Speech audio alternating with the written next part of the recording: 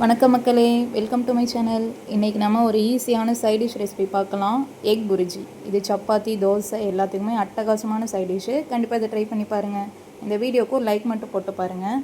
ஒரு கடாய் எடுத்துக்கலாம். அதில் நான் 2 ஸ்பூன் எண்ணெய் சேர்க்குறேன். எண்ணெய் சூடானதுக்கப்புறமா 4 முட்டை நான் சேர்த்துருக்கேன். உங்களுக்கு எத்தனை முட்டை வேணுமோ நீங்கள் ஆட் பண்ணிக்கோங்க. இது கூட பெப்பர், மஞ்சத்தூள், உப்பு சேர்த்துட்டு ஃபஸ்ட்டு ஃபுல்லாக நம்ம முட்டையை தனியாகவே நல்லா உதிரியாக வர வரையும் வேக வச்சு எடுத்துக்கலாம். இது ஃபஸ்ட்டு இதை மாதிரி செஞ்சுட்டு நம்ம முட்டையை செஞ்சோன்னா டேஸ்ட் நல்லாயிருக்கும். அதுக்காக தான் இந்த ப்ராசஸ் ஃபஸ்ட்டு செய்கிறோம். இப்போ ஒரு கடாய் எடுத்துக்கோங்க. அதில் 2 ஸ்பூன் எண்ணெய் சேர்த்துட்டு, எண்ணெய் சூடானதும் பெருஞ்சீரகம், கருவேப்பிலை, பூண்டு சேர்த்துட்டு நல்லா வதக்கி விட்டுருங்க.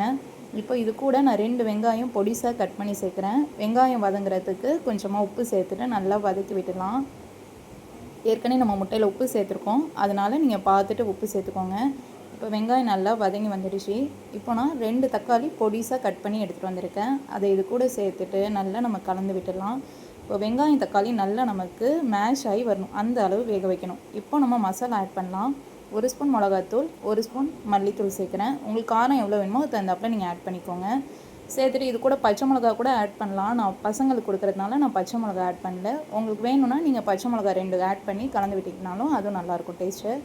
இப்போது இந்த வெங்காயம், தக்காளி எல்லாமே நல்லா தொக்கு மாதிரி வரணும், நல்லா மேஷ் ஆகி வரணும். அது வரையும் நம்ம வேக விடலாம். மூடி போட்டு ஒரு 5 நிமிஷம் மீடியம் ஃப்ளேம்லேயே வைங்க. இப்போ 5 நிமிஷம் ஆயிடுச்சு. இப்போ பாருங்கள், தக்காளி வெங்காயம் நல்லா வந்துடுச்சு. நம்ம ஊற்றின எண்ணெய் பிரிஞ்சு வருது. இதுதான் கரெக்டான பக்குவம்.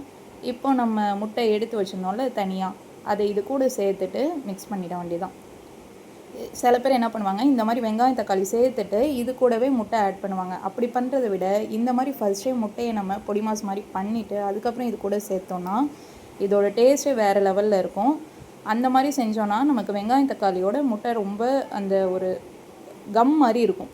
இந்த மாதிரி செஞ்சு பாருங்கள், உதிரியாக இருக்கும், டேஸ்ட்டு செமையாக இருக்கும். தோசை, இட்லி, சப்பாத்தி எல்லாத்துக்குமே இது அட்டகாசமான சைட் டிஷ்ஷு. இந்த டிஷ்ஷை கண்டிப்பாக ட்ரை பண்ணி பாருங்கள். சப்பாத்தி போட்டுட்டு குருமா வைக்கிறதுக்கு டைம் இல்லைன்னா 10 நிமிஷம்தான். இதை வெங்காயம் தக்காளி கட் பண்ணிவிட்டு முட்டை எடுத்து வச்சோன்னா நமக்கு ஈஸியாக 10 நிமிஷத்தில் ரெடி ஆகிடும்.